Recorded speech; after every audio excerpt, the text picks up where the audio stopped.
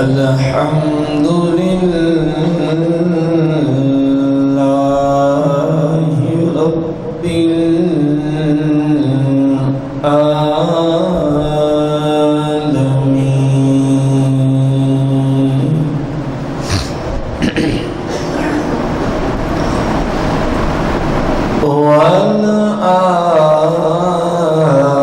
والعاقبة للمتقين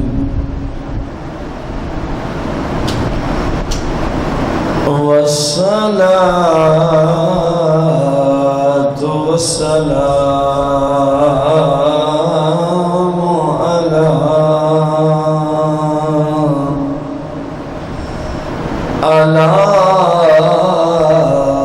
سيد الأنبياء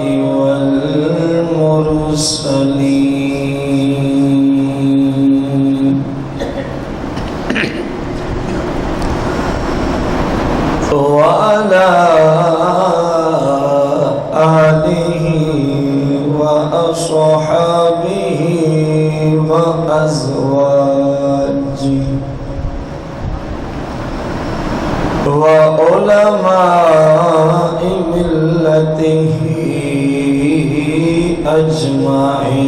أجمعين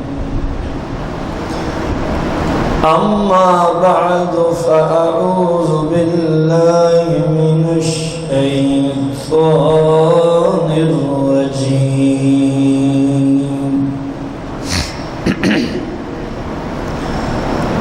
بسم الله الرحمن الرحيم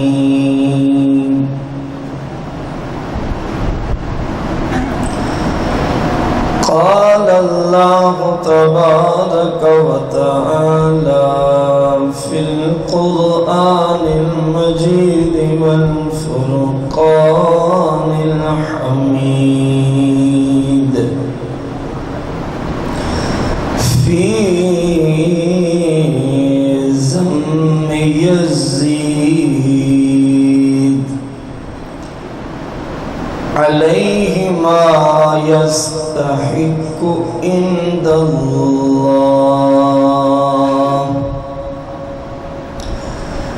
فهل عسيتم إن توليتم أن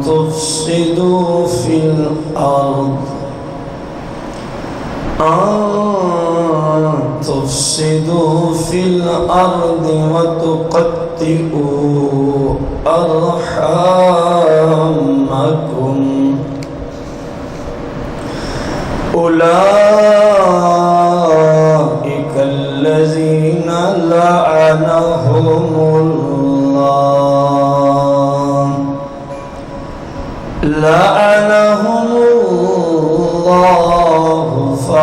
فأصمهم وأعمى أبصارهم آمنت بالله صدق الله العظيم وصدق رسوله النبي الكريم قال النبي صلى الله عليه وآله وسلم لا يزال امرأ أمتي قائما بالقسط حتى يكون أول من يسلم رجل من بني أمية يقال له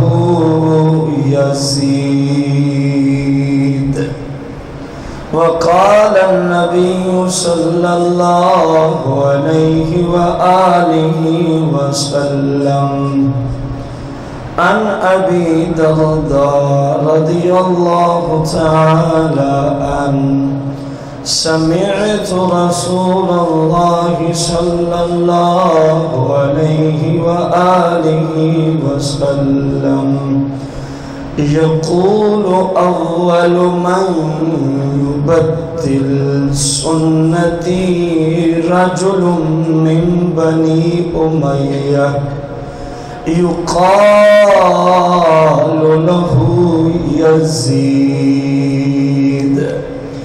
عليه ما يستحق عند الله. قال الله تبارك وتعالى في القرآن المجيد والفرقان الحميد في شان حبيبه عليه الصلاة والتسليم: إن الله وملائكته يصلون على النبي يا أيها الذين آمنوا صلوا عليه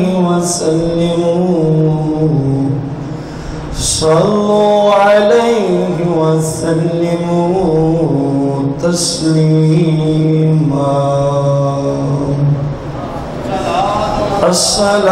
الصلاة والسلام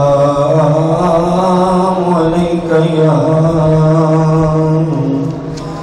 يا سيدي يا رسول الله.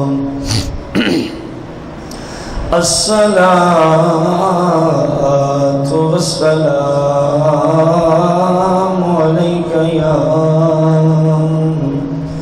يا سيدي يا حبيب الله. الصلاة والسلام عليك يا سيدي يا شفيع المذنبين. الصلاة والسلام عليك يا سيدي يا رحمة للعالمين.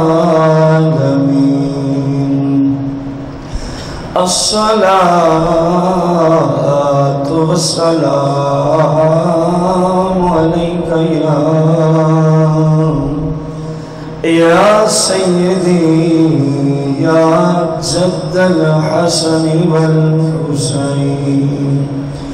مولاي صل وسلم دائما أبدا على حبيبك خير الخلق كلهم.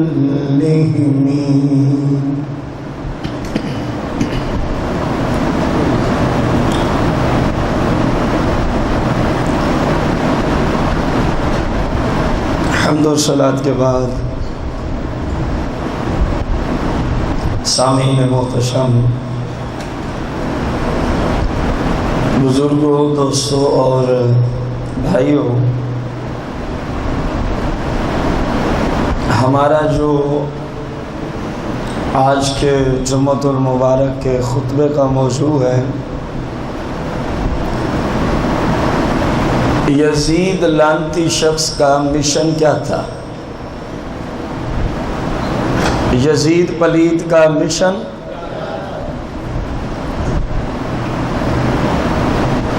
فی العقائد والاعمال، عقیدہ اس کا کیسا تھا اور عمل اس کا کیسا تھا؟ اس کو یوں بھی آپ تعبیر کر سکتے ہیں کہ ایک مسلمان کو یزید کے متعلقہ یزید لعنتی، آپ کہیں بے شمار، یزید پہ لعنت، یزید پہ لعنت، یزید پلید پہ لعنت، کہ ایک مسلمان ایز اے مسلم قرآن و سنت پہ اعتقاد رکھنے والا، اللہ کریم کو وحدہ لا شریک سمجھنے والا، اور مصطفیٰ کریم صلی اللہ علیہ وسلم کو اس کا سچا اور آخری نبی اور رسول سمجھنے والا، آخر یزید کے بارے میں کیا عقیدہ رکھے؟ کیا وہ جنتی ہے معاذ اللہ؟ کیا وہ معاذ اللہ امیر المومنین ہے؟ کیا وہ لعنتی ایک بادشاہ گزرا ہے نہایت ہی کبھی ترین، بلکہ کائنات کے جتنے درندے ہیں ان سب سے یزید ابتر ہے، ان سب سے یزید کیا ہے؟ ابتر ہے، اور جہنم کے کتوں میں سے یزید ایک جہنمی کتا ہے، جہنم کے کتوں میں سے یزید ایک جہنمی۔ مسلمان کا یہ عقیدہ ہو تب تو بندہ کہے کہ یہ مسلمان ہے، اور اگر بندہ اپنے آپ کو کہے بھی مسلمان اور وکالت کرے یزید لعنتی پلید شخص کی، تو کم از کم مسلمانوں کے ہاں اس کو مسلمان نہیں سمجھا جاتا، مسلمانوں کے ہاں اس کو مسلمان، خواہ وہ کوئی بھی ہو، خواہ وہ، ہمارا اس بات سے کوئی اعتراض نہیں ہے کہ وہ کون ہو، ہمیں اس سے کیا سروکار ہے؟ ہمیں تو یہ پتا ہے کہ جو یزید کا وکیل ہے ہمارے نزدیک وہ بھی یزیدی ہے، قرآن و سنت کی روشنی میں، جو آج سٹیجوں پہ بیٹھ کے جھوٹی قسمیں اٹھا کے حتیٰ کہ قرآن شریف کو سر پہ رکھ کے لوگوں کو کہتے ہیں جو میں کہہ رہا ہوں ٹھیک ہے، یزید معاذ اللہ جنتی ہے، وہ ہمارا لیڈر ہے، ہمارا رہبر ہے، ہمارا رہنما ہے، ہمارا امیر المومنین ہے، تو ہم نے کب کہا کہ تمہارا نہیں ہے؟ وہ بات تو صرف سمجھنے کی ہے، ہم تو رونا یہی روتے ہیں کہ مسلمانوں سے اس کا کوئی تعلق نہیں ہے، جو گستاخ ہے ان کا وہ لیڈر بھی ہے، ان کا وہ رہبر بھی ہے، ان کا وہ امیر الجیل، گستاخوں کا جو لیڈر ہوگا وہ بھی گستاخ ہی ہوگا، جو پنجتن پاک کو بھونکتا ہے اس کا استاد بھی تو بھونکنے والا ہوگا کہ نہیں ہوگا، جو اطرت رسول صلی اللہ علیہ وسلم کے خلاف بکواس کرتا ہے اس کا رہبر، اس کا امیر المومنین جو اس کے نزدیک ہے وہ بھی ویسا ہوگا کہ نہیں ہوگا، اس میں تو کوئی شک ہی نہیں، تم بالکل ٹھیک کہتے ہو، لیکن ایک جملہ تبدیل کر دو کہ یزید مسلمانوں کا امیر المومنین ہے، بس یہ لفظ مسلم نکال دو، باقی سب ٹھیک ہے، تمہارے جیسے گستاخوں کا وہ امیر المومنین ہے، لیکن اللہ کی قسم ہے کوئی ایک مسلمان بھی پورے ورلڈ میں ایسا نہیں ملے گا جو رسول اللہ کا غلام بھی ہو، صحابہ و اہل بیت کا خادم بھی ہو، اور پھر کہے مجھے یزید اچھا لگتا ہے، مسلمان کے منہ سے ایسا جملہ، البتہ جو یزیدی ہے وہ جو مرضی کہے، جو اپنا مشن اس موضوع کو لانے کا یہ ہے کہ میرے جو بزرگ بھائی جو ہم سے تعلق رکھتے ہیں، جو ادارہ میں آتے جاتے ہیں، تاکہ ان کو سمجھ آئے کہ یہ مسلمانوں کا کچھ بھی نہیں لگتا سوائے ایک صفت کے کہ یہ مسلمانوں کا دشمن ہے، یزید مسلمانوں کا، اور یزیدی نظریات بھی جو رکھے وہ بھی مسلمانوں کا، کیونکہ پہلے وہ اکیلا تھا، سن 61 ہجری میں وہ اکیلا تھا، پھر اس نے کچھ فوج ملائی خرید کے، ابن زیاد جیسے لانتی، پھر اس نے فوج کو خریدا، جو کوفے کے کتے تھے وہ پیسوں میں بک گئے تھے، میں ان کو انسان ہی نہیں سمجھتا، جنہوں نے امام پاک کو ہزاروں کی تعداد میں خطوط لکھے تھے، ہم آپ کے باپ سے محبت کرنے والے ہیں، ہم آپ سے محبت کرنے والے ہیں، آپ یہاں تشریف لیں، ضرورت ہے اسلام کو۔ جب آپ وہاں پہنچے تو ان بے ایمانوں نے یزید سے پیسے لے کر سر نیچے کر کے تلواریں کھڑی کر لی۔ یزید نے ان کتوں کو خرید لیا تھا۔ یہ وہی تھے جو امام پاک کو خط لکھ کے بلانے والے تھے، آپ کے قاتل بھی وہی لوگ ہیں۔ مسلمان کا یزید سے ایک رشتے کے سوا کوئی رشتہ نہیں ہے کہ مسلمان اور یزید آپس میں دشمن ہیں قرآن و سنت کی روشنی میں۔ یہ ہمارا اسلامی دشمن ہے، یہ ہمارا قرآن و حدیث کی روشنی میں کیا ہے؟ اس فوج کو خریدا تھا بہت بڑی قیمت ادا کر کے، بہت بڑے روب جھاڑ کے، بہت بڑے ظلم و ستم کی دھمکیاں دے کے، اور وہ تو چلو بظاہر دولت بھی ملی ان کو، بظاہر منصب بھی ملا ان کو، ان کی دھمکیوں سے بھی بچ گئے۔ عجیب بات یہ ہے کہ بعد میں کچھ لوگ ایسے پیدا ہوئے، نہ ان کو یزید نے پیسے دیے، نہ ان کو یزید نے قید کرنے کا کوئی حکم جاری کیا، اگر ان سے دشمنی نہ لی تو تمہیں منصب دوں گا، اگر تم نے ان سے دشمنی نہ لی تو پھر یہ کروں گا۔ عجیب بات یہ ہے ان کو تو کچھ نہیں ملا، تب بھی یزید کے ساتھ مل گئے۔ سیاہ میں حدیث مبارکہ ہے، سیاستہ میں حدیث ہے، میرے اور آپ سب کے آقا کریم نے ارشاد فرمایا، ممکن ہے کوئی بھائی کہے جی ان کو آپ نے یزیدی گروپ میں شمار کیا، میں نے نہیں کیا۔ مصطفیٰ کریم 1400 سال پہلے ارشاد فرما گئے، فرمایا کوئی کام اس زمین پہ ہوا، کسی زمانے میں ہوا، کسی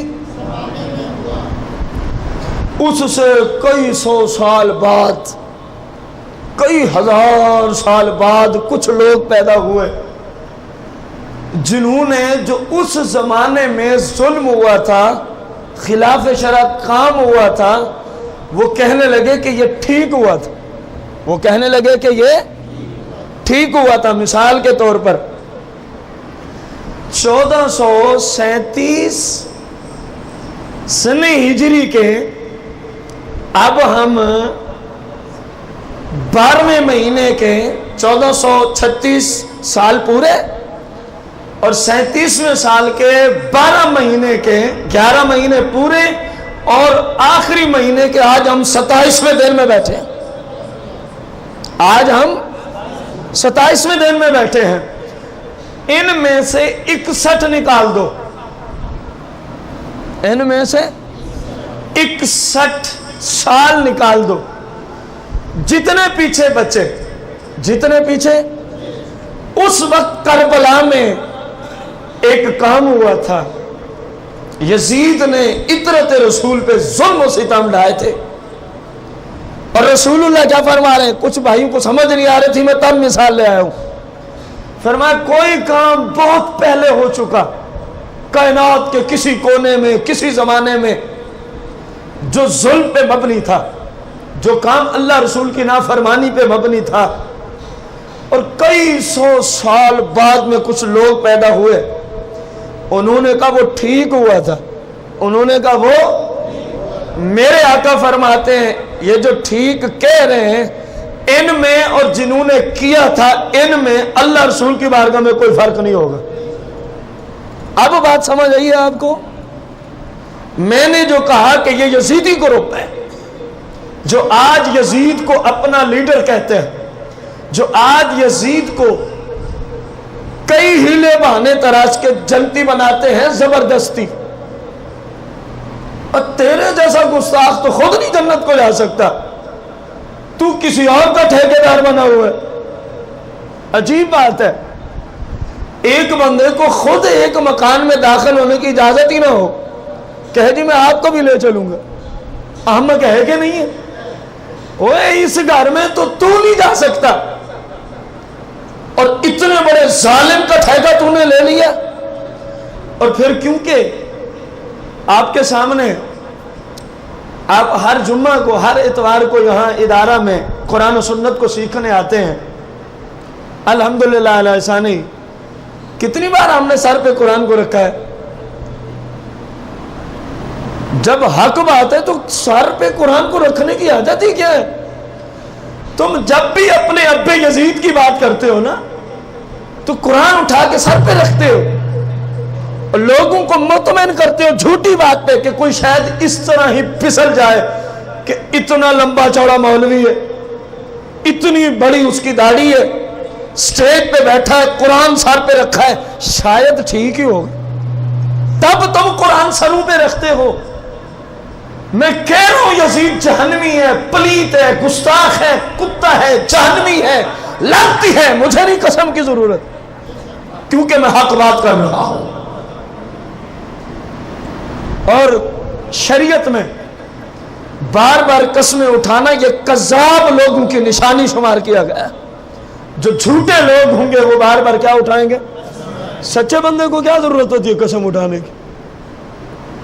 اللہ یہ کہ جہاں شریعت تقاضا کرے تو مسئلہ الگ ہے۔ ممکن ہے نا وہ کہیں جی کتنی حدیثوں میں سرکار نے خود قسم اٹھا کے فرمایا اللہ کی قسم ہے، اللہ کی قسم ہے، یہ کام یوں ہے، یہ یوں ہے۔ جہاں ضرورت ہے میں نے اس کو اس لیے مستثنا کر دیا۔ سرکار علیہ الصلوۃ والسلام نے جو اٹھائی وہاں بات بڑی اہم ہوتی تھی، وہاں بات بڑی اہم ہوتی تھی، تب آپ قسم اٹھایا کرتے تھے۔ جیسے میرے آقا کریم صلی اللہ علیہ وسلم نے قسم اٹھائی، میرے آقا کریم صلی اللہ علیہ وسلم نے قسم اٹھائی، اور قسم کے بعد کلمات کیا ہوتے ہیں؟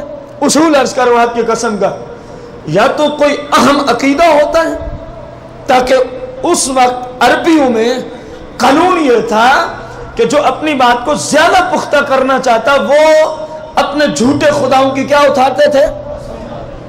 عربی جو مشرک تھے، کوئی لات کی قسم، کوئی منات کی قسم، کوئی پتہ نہیں کس کس بلا کی قسم۔ اور میرے آقا کریم جب کوئی پختگی والا عقیدہ، کوئی اہم یا کوئی غلط کام کرنے والوں کو ڈرانا دھمکانا مراد ہوتا تو آپ پھر اپنے معبود برحق کی قسم اٹھا دیا کرتے تھے، تاکہ ان کی جو عادت ہے وہ یہ نہ کہیں کہ یہ تو عام ہی بات ہے، قسم اٹھا کے ان کی عادت کے مطابق کہ یہ بڑی اہم بات ہے، یہ بڑی اہم بات ہے، وہ ضرورت کے تحت تھا۔ تم ہر گندے عقیدے پہ قسمیں اٹھاؤ، قرآن سر پہ رکھو، یہ اسلام میں جھوٹے لوگوں کی نشانی ہے، اسلام میں جھوٹے لوگوں کی نشانی ہے۔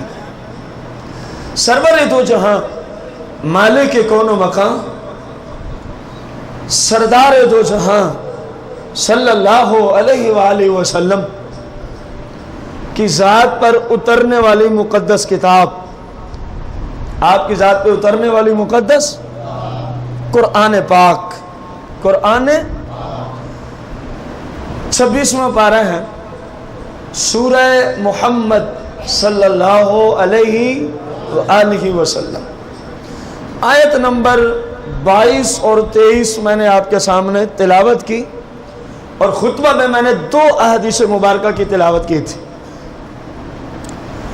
اللہ کریم فرماتا ہے فَهَلْ عَصَيْتُمْ إِن تَوَلَّيْتُمْ، تو کیا اگر ان قریب تمہیں حکومت مل جائے، تمہیں کیا مل جائے؟ حکومت مل جائے، ان تفسدوا فی الارض، تو تم زمین میں فساد برپا کرو گے۔ اگر تمہیں کیا مل جائے؟ ان تفسدوا فی الارض، تو کیا حکومت میں آنے کے بعد تم زمین میں فساد برپا کرو گے؟ وَتُقَطِّعُوا أَرْحَامَكُمْ، اور تم اپنوں کے رشتے کاٹ ڈالو گے، اپنوں کے رشتے کاٹ ڈالو گے۔ اگر یوں کرو گے تو اولئک الذین، یہی وہ لوگ ہیں جن کو حکومت ملے اور کیا پھیلائیں؟ وہ فساد، قتل و غارت، خون ریزی، ظلم و ستم، زنا بالجبر، حرمین شریفین کی توہین، مسجد نبوی کے اندر زنا کی اجازت، کعبۃ اللہ کو آگ لگوا دو، کعبے میں بیٹھ کے شرابیں پلو فوج کو، سرکار کی مسجد میں اذان و اقامت و جماعت پہ پابندیاں عائد کر کے کیا تم فتنہ اور فساد برپا کر دو گے؟ فرمایا اگر تم نے یوں کیا، اولئک الذین لعنہم اللہ، ایسے لوگوں پر اللہ کی کیا ہے؟ بلند آواز سے، ایسے لوگوں پہ اللہ کی۔ اب ہم نے اس آیت کو سمجھنا ہے۔ اگر میں تفسیر کروں نا اس کی اپنے گھر سے، تو حدیث کی روشنی میں میرے اوپر حرام کا فتویٰ ہے۔ قرآن کی کسی آیت کی تفسیر کوئی مفسر قرآن، کوئی مفتی، کوئی شیخ الحدیث اپنی طرف سے بیان کرے تو اللہ کے محبوب نے فرمایا اگرچہ وہ ٹھیک بھی ہو تب بھی یہ کرنا حرام ہے۔ تفسیر کے لیے اس کو نقل کی حاجت، ریفرنس کی ضرورت ہے کہ آپ نے جو جملہ بولا ہے کہاں سے بولا ہے، کہاں سے؟ کیونکہ قرآن شریف جیسی مقدس کتاب ہے۔ اگر سرکار اتنی پابندیاں نہ لگاتے تو ہر بندہ ہی پھر اپنی تفسیریں بیان کرتا رہتا۔ باوجود پابندیوں کے لوگوں نے ڈنڈیاں مارنا شروع کی ہوئی، باوجود اتنی پابندیوں کے۔ فرمایا جب تک تیرے پاس کسی کتاب کا حوالہ نہیں جو کہ کتاب شریعت میں مستند ہو، جس پر اعتماد کیا جاتا ہو، معتمد علیہ ہو، معتمد علیہ ہو۔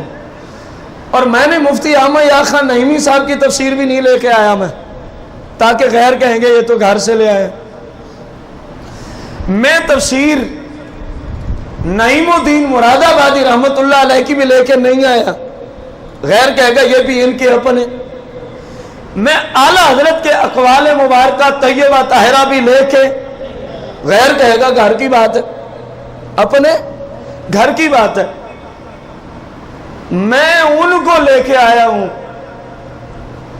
جن کی پورے ورلڈ میں تفسیر کو معتمد علیہ سمجھا جاتا ہے، حتیٰ کہ آپ مکہ المکرمہ بیت الحرام میں مسجد حرام کی لائبریری میں جائیں گے تو آپ کو تفسیر روح المعانی وہاں بھی نظر آئے گی۔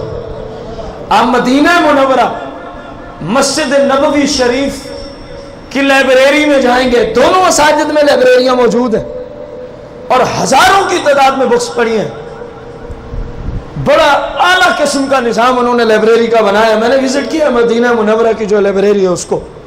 سرکار دو جہاں صلی اللہ علیہ وسلم کے شہر میں آپ کی مقدس مسجد میں جو لائبریری موجود ہے، وہاں کے جو مفتی ہیں پاکستان، ایران، عراق، الغرض، آپ پورے ورلڈ میں جہاں بھی جائیں گے کسی مفتی کی لائبریری میں امیدیں قوی کرتے ہیں تفسیر روح المعانی علامہ سید محمود علوسی البغدادی ثم الحنفی رضی اللہ عنہ کی قرآن کی تفسیر عربی زبان میں آپ کو اس کی لائبریری کی زیب و زینت نظر آئے گی۔ میں ان کو لایا ہوں اور انہوں نے بھی، ظاہر وہ بھی مفسر قرآن، اپنی طرف سے تفسیر نقل کی حضرت انہیں بھی، انہوں نے پتہ کس بندے سے نقل کی ہے؟ پورے ورلڈ میں جن کے مقلد کروڑوں اربوں میں موجود ہے، سیدنا امام احمد بن حنبل رضی اللہ عنہ سے آپ نے اس آیت کے تحت تفسیر کو نقل فرمایا۔ سیدنا امام احمد بن حنبل رضی اللہ تعالیٰ عنہ، غوث اعظم کو آپ لوگ جانتے ہیں، سرکار بغداد غوث اعظم کو جانتے ہیں، آپ بھی احمد بن حنبل کے پیچھے کہہ رہے ہیں اللہ اکبر۔ اتنا بڑا وقت کا امام احمد بن حنبل جناب سیدنا سرکار بغداد غوث اعظم آپ کے مقلد ہیں، آپ کی تقلید کرتے ہیں۔ میں نے غوث اعظم کو اس لیے رکھا ہے کہ اہل سنت میں غوث اعظم کو ذرا زیادہ ہی آپ کے مناقب بیان کیے جاتے ہیں تو لوگ واقف کار ہیں، لوگ کیا ہیں؟ تو جب اتنا بڑا شہنشاہ، اتنا بڑا ولی، غوث، عاشق رسول اور اللہ کا نیک بندہ بھی امام احمد بن حنبل رضی اللہ عنہ کے پیچھے کھڑا ہو، کہ جی ہم ان کے مقلد، جیسے میں اور آپ سیدنا ابو حنیفہ کے مقلد. سمجھ آئیے کہ نہیں ہے؟ تو اس احمد بن حنبل کا اپنا کیا مقام ہوگا. اور زیادہ تر حنبلی المسلک ملیں گے بھی عربستان میں. یہ بھی مزے کی بات سن لو، زیادہ تر حنبلی المسلک ملیں گے بھی عربی ممالک میں ملیں گے. اجمی یعنی پاکستان ہے، بنگلہ دیش ہے، انڈیا ہے. کیا ہوا اگر کوئی ایک عرب میں سے کچھ 5-10 بندے حنبلی ہوں تو میں نہیں کہتا، مثال دی ہے میں نے. باقی سب کے سب حنفی المسلک ہیں، کیونکہ پورے ورلڈ میں جتنا ابو حنیفہ کی اقتداء ہوتی ہے اتنا کسی امام کی اقتداء نہیں ہوتی. یہ اللہ کریم کا آپ پہ خاص کرام ہے. اور یہ چاروں امام اہل سنت کے امام ہیں، چاروں امام اہل سنت کے امام ہیں. ان میں سے جس کی آپ چاہیں تقلید کر لیں، آپ اہل سنت کے فرد ہیں. آپ اہل سنت کے، آپ سنی ہیں. آپ کیا ہیں؟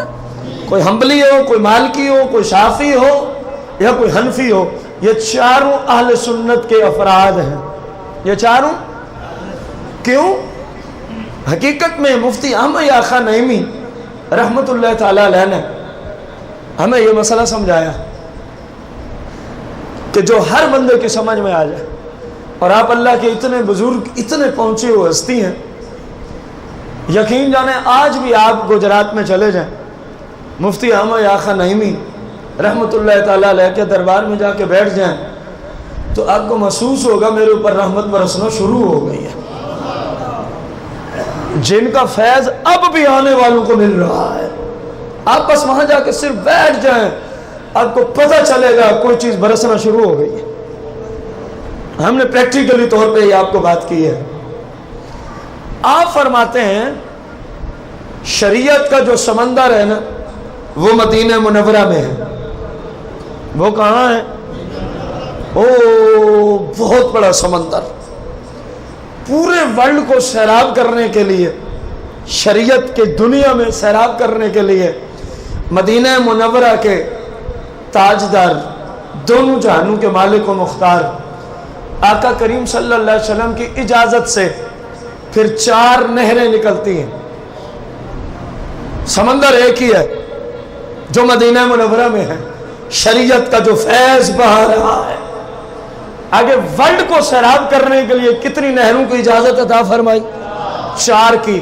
ایک نہر کا نام رکھا ہے حنفی، ایک کا نام رکھا ہے حنبلی، ایک کا نام رکھا ہے شافعی، ایک کا نام رکھا ہے مالکی. فرمایا جب پیچھے ماخذ ایک ہے تو سارے آپس میں بھائی بھائی ہوئے کہ نہ ہوئے. اس لیے جملہ بولا کہ 4 میں سے کسی کی تقلید کرنے والا ہمارا سنی بھائی ہے. ہمارا سنی. شرط یہ ہے کہ جو اس کے امام کے عقائد ہیں اس کے عقائد وہی ہوں. 4 ائمہ عقائد میں متفق ہیں. 4 ائمہ عقائد میں متفق ہیں. اماموں کے عقائد میں ذرا برابر بھی کوئی اختلاف نہیں پایا جاتا. تو جو ان کا مقلد ان کے عقائد کی روشنی میں ہے وہ اہل سنت کا فرد ہوتا ہے. وہ اہل سنت کا، جو ان کے علاوہ ہے وہ سنیت سے خارج، وہ سنیت سے. سیدنا امام احمد بن حنبل رضی اللہ تعالی عنہ سے آپ کے بیٹے نے سوال کیا. جناب سیدنا عبداللہ نے، آپ کے ایک شہزادے کا نام عبداللہ، انہوں نے عرض کیا انہو قال قلت لابی، آپ کے بیٹے فرماتے ہیں میں نے اپنے والد یعنی سیدنا امام احمد بن حنبل سے اپیل کی، یا آباتی، اے میرے پیارے ابا جان، اے میرے محترم والد، کچھ لوگ ارد گرد میں یہ کہہ رہے ہیں یزعم بعض الناس انا نحب یزید، کچھ لوگ آپ کے اور ہمارے بارے میں باہر یہ باتیں کر رہے ہیں کہ سیدنا امام احمد بن حنبل یزید سے کیا کرتے ہیں؟ محبت. یہ آپ کے بیٹے نے آپ پہ سوال کیا، آپ کرتے نہیں ہیں؟ جیسے کوئی آ کے آپ سے پوچھے جی آپ کو یزید سے محبت ہے، آپ کیا جواب دیں گے؟ ہم تو لعنت بھیجتے ہیں اس کتے پر، ہمیں یزید سے کیسی محبت ہے؟ اس سے کائنات کا ہر درندہ کروڑوں درجے افضل ہے. یزید سے کائنات کا ہر درندہ کروڑوں درجے افضل ہے. ہم اس لعنتی سے کیسے محبت کر سکتے ہیں؟ ہم تو سرکار دو جہاں کی اطرت اور آل پاک کے خادم اور غلام ہیں. ان کے دشمنوں سے ہم کیسے محبت کر سکتے ہیں؟ اس دن سے پہلے ہمیں موت دے دی جائے وہ قبول ہے. زبان سے یہ جملہ ہم نہیں نکال سکتے کہ یزید لعنتی سے ہمیں محبت ہے. کوئی مسلمان بھی ایسی بات نہیں کرے گا. تو کہا ابا جان لوگ کہہ رہے ہیں کہ ہم یزید سے کیا کرتے ہیں؟ محبت. فقال احمد بن حنبل یا بنیا، اے میرے بیٹے آپ کیسی باتیں کر رہے ہیں؟ اے میرے پیارے بیٹے آپ کیسی باتیں کر رہے ہیں؟ بھلا یہ ممکن ہے؟ بھلا یہ، آپ ایک امام کے کلمات دیکھو. سوال تھا امام کی اپنی ذات کے بارے میں اور جواب آ رہا ہے پوری امت کی طرف سے. سمجھیں آپ، سوال ہو رہا ہے امام احمد بن حنبل سے کہ کیا آپ یزید سے محبت کرتے ہیں؟ لوگ باہر کہہ رہے ہیں. جواب اتنا ہی کافی تھا کہ میں اس سے محبت ہے، کیونکہ وقت کے امام تھے، مسلمانوں کے راہبر رہنما تھے اور ہیں اور رہیں گے. اس لیے اپنی طرف سے عقیدے کا اظہار نہیں کیا. جملے کیا ہیں سن کے ایمان تازہ ہوگا. فرمایا بیٹا بھلا یہ ممکن ہے؟ لمن یؤمن باللہ، جو بندہ اللہ کو ایک مانتا ہو، جو بندہ اللہ کو، مصطفیٰ کریم صلی اللہ علیہ وسلم کو آخری اور سچا رسول مانتا ہو، نبی مانتا ہو، اور اپنے آپ کو کیا کہتا ہو. کتنا رد ہے غیروں کا. جملے غور سے سنو. فرمایا بھلا یہ اس بندے سے ممکن ہے جو اپنے آپ کو کیا کہتا ہے؟ میں اللہ پہ کیا رکھتا ہوں؟ لمن یؤمن باللہ، جو اللہ کو ایک مانتا ہے. بیٹا تو صرف میری بات کرتا ہے، اگر تم مجھ سے پوچھتا ہے تو میں پوری امت کی طرف سے فتویٰ دے رہا ہوں. فرمایا کائنات میں کوئی ایک ایسا مسلمان اے میرے بیٹے نہیں مل سکتا جو اس لعنتی یزید سے محبت کا دعوے دار ہو. کچھ سمجھ آیا؟ کون فرما رہے ہیں؟ سیدنا امام احمد بن حنبل رضی اللہ تعالیٰ عنہ. ورنہ آپ تو اپنا عقیدہ ظاہر کرتے ہو، سوال کا جواب پورا ہو جاتا. فرمایا نہیں کہ میری بات نہیں بیٹا، آپ جملوں کو سمجھے نا کہ غیروں کو کس طرح ذبح کر رہے ہیں یہ کلمات. بیٹا ایک میرے عقیدے کی بات نہیں ہے، آپ تو میرے بارے میں پوچھنے آئے ہو، لیکن امام ہونے کے ناطے ایک مجتہد فی المذہب، مجتہد فی الشرع، مجتہد مطلق ہونے کے ناطے سے میں آپ کو کلمات یوں بولوں گا. بیٹا کوئی مسلمان تجھے قیامت تک ایسا نہیں ملے گا جو اللہ کو ایک بھی مانتا ہو اور یزید سے محبت بھی کرتا ہو. سمجھیں آپ امام کا اسلوب. آپ نے فرمایا مسلمان ایسا ہو سکتا، اب کچھ آپ بھی بول دو کچھ نہیں ہوتا. مسلمان ایسا ہو سکتا کہ جو اللہ کو ایک بھی مانے یزید سے محبت بھی کرے گے؟ نہ، یہ نہ، یہ نہ. اور جس نے ممکن بنا دیا پھر وہ مسلمان نہیں. بقول امام احمد بن حنبل کے. فرمایا بیٹا جو مسلمان ہو اور کہے مجھے یزید سے کیا ہے، فرمایا یہ شریعت کی روشنی میں ناممکن ہے.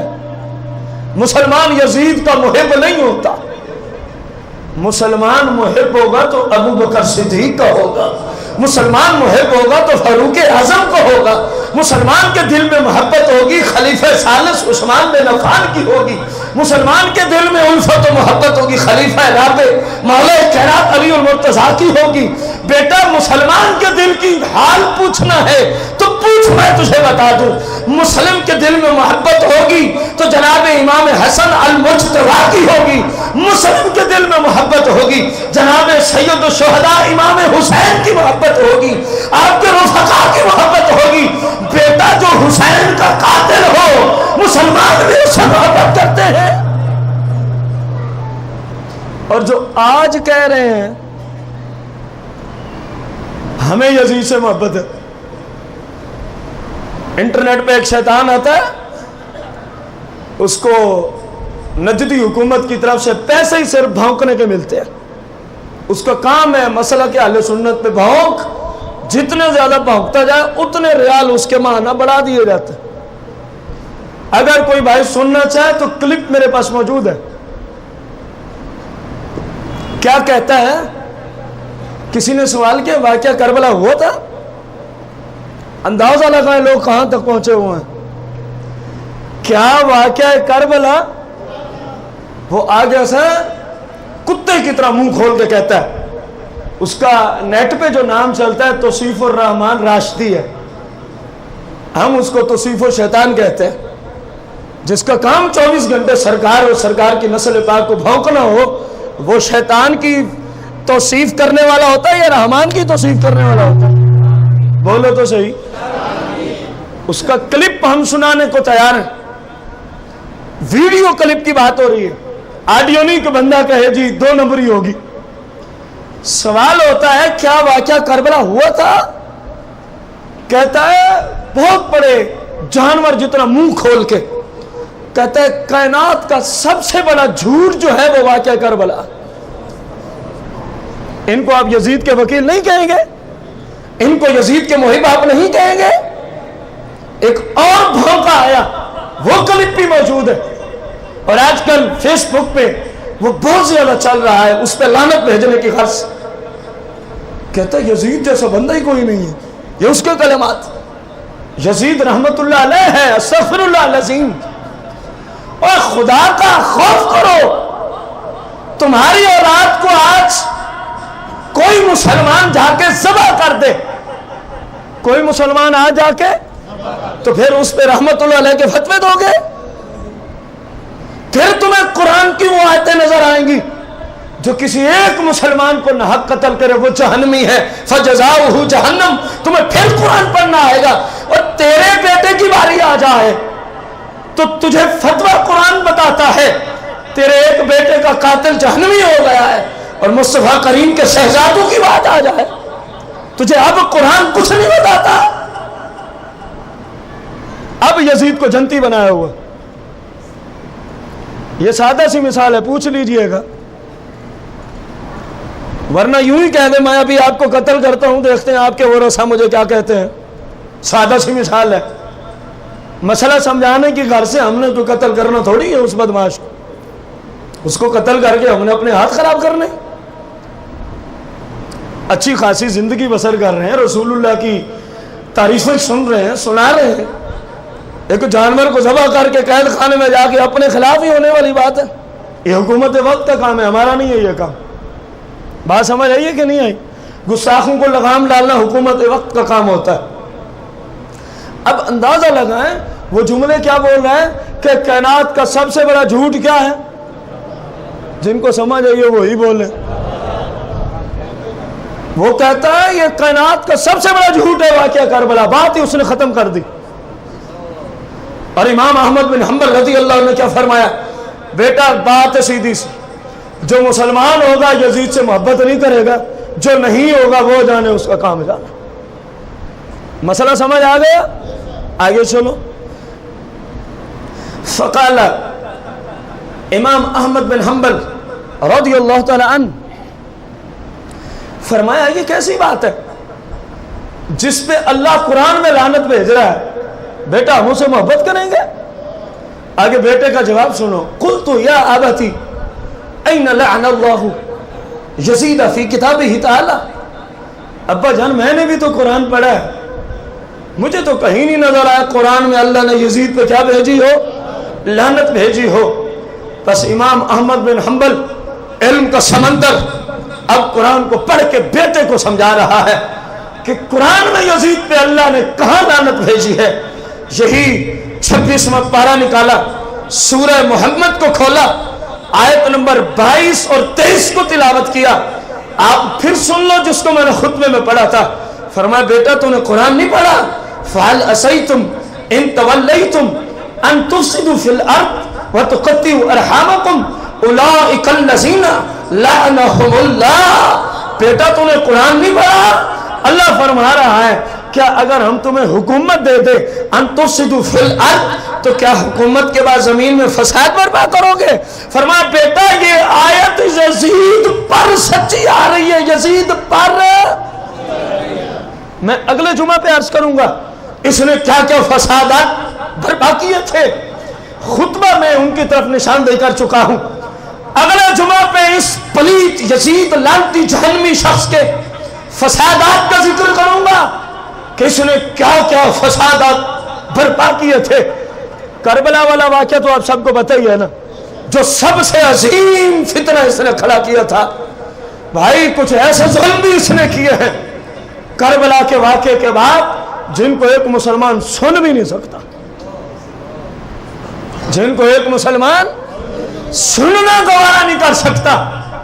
امام احمد بن حنبل نے قرآن پڑھا، فرمایا بیٹا اللہ فرما رہا ہے کہ کیا تمہیں حکومت مل جائے تو ان تفسدوا فی الارض، زمین میں کیا برپا کرو گے؟ وتقطعوا ارحامکم، جن سے رشتہ داریاں ہیں شریعت کی روشنی میں جن سے تعلق ہے، وتقطعوا ارحامکم، اس تعلق کو توڑ ڈالو گے اگر تم نے یہ کیا۔ اولئک الذین لعنہم اللہ، تو ایسے لوگوں پہ اللہ کیا بھیجتا ہے؟ بلند آواز سے ایسے لوگوں پہ اللہ کیا بھیجتا ہے؟ بتائیں یزید سے بڑھ کے کسی نے فساد برپا کیا؟ بولو تو صحیح۔ قرآن کہہ رہا ہے جس کو حکومت ملے فساد برپا کرے، اور بڑے بڑے فسادی ہوں گے لیکن میرے حسین جیسا نہ کوئی ہے، نہ کوئی اس کو شہید کر کے اس کتے کی برابری فساد میں کر سکتا ہے۔ اور یزید نے میرے امام پاک کو شہید کرا دیا تھا، اس سے بڑا بھی کوئی فساد نظر آتا ہے آپ کو؟ قرآن کی روشنی میں یزید فسادی بادشاہ ہے۔ وَأَن تُقَطِّعُوا أَرْحَامَكُمْ، فرمایا جو رشتہ داریاں اسلام کی روشنی میں ہیں، بتاؤ رسول اللہ کی حدیثیں تم نے نہیں سنی علماء سے؟ فرمایا میری نسل، میری خون کی جو نسل ہے ان سے محبت کرنا ایمان کا حصہ قرار دے کے جا رہا ہوں۔ جب تک میری آل پاک سے محبت نہیں ہوگی کوئی بندہ مسلمان نہیں ہوگا۔ اس نے آل پاک کے رشتے کو، محبت والے رشتے کو توڑا کہ نہ توڑا؟ امام احمد بن حنبل نے فرمایا بیٹا اس نے فساد بھی برپا کر رکھا ہے، اس نے رشتے داریاں جن کے جوڑنے کا اسلام قرآن حکم دیتا ہے ان کو توڑ کے رکھ دیا ہے۔ اللہ فرما رہا ہے اولئک الذین لعنہم اللہ، اللہ ایسے لوگوں پہ کیا بھیجتا ہے؟ فرمایا بیٹا جب اللہ لعنت بھیجائے تو احمد بن حنبل کیوں چپ رہے؟ فرمایا میں بھی یزید پہ بھیجتا ہوں اور آپ سب بھی بھیجیں یزید پہ، بلکہ جو یزید کو امیر المومنین کہے ہم اس پہ بھی، جو یزید کے کردار سے خوش ہو ہم اس پہ بھی، جو یزید کے افعال سے خوش ہو ہم اس سے بھی۔ یہ قرآن کہہ رہا ہے، کون بیان کر رہے ہیں؟ خطبہ میں نے حدیث پڑھی تھی، ان ابی درداء سمعت رسول اللہ صلی اللہ علیہ وسلم یقول اول من یبدل سنتی رجل من بنی امیہ یقال له یزید او کما قال علیہ السلام۔ میرے آقا اپنی ظاہری آیات میں خبر دے گئے تھے، غیبی خبر۔ فرمایا معاملہ میری سنت، میری شریعت کے مطابق چلتا رہے گا۔ پہلے خلیفہ آئیں گے نظام شریعت پہ، دوسرے آئیں گے نظام، تیسرے آئیں گے نظام، بولنا آپ کی ذمہ داری، وقت بالکل ختم ہو گیا۔ چوتھا خلیفہ آئے گا نظام، پانچواں خلیفہ آئے گا امام حسن المجتبی نظام، چھٹا بادشاہ سیدنا امیر معاویہ رضی اللہ تعالیٰ عنہ تشریف لائیں گے نظام۔ فرمایا جو پہلا شخص میری شریعت کے نظام کو بدلے گا یقال له یزید، اس کو لوگ کس نام سے جانیں گے؟ کوئی تسلی ہوئی کہ سرکار بھی اس لعنتی کے بارے میں پہلے خبر دے کے گئے۔ فرمایا میرا نظام ٹھیک چلے گا، جو پہلا حکمران آ کے میرے نظام کو بدلنے کی کوشش کرے گا یقال له یزید، اس کو کیا کہا جائے گا؟ یزید کہا جائے گا۔ میرے بھائی رسول اللہ کے طریقے کو کیسے بدلا، انشاءاللہ اگلے جمعۃ المبارک میں اللہ کریم نے چاہا بشرط صحت و زندگی تو انشاءاللہ آپ سب کو عرض کریں گے۔ اللہ کریم سے دعا گو ہے جو قرآن اور حدیث مبارکہ کا ترجمہ فقط سنا، اللہ ہمیں اسی ایمان پر زندہ رکھے کہ ہمیشہ یزید سے مخالفت، والا عقیدہ رکھنے کی توفیق و ہمت عطا فرمائے، آمین۔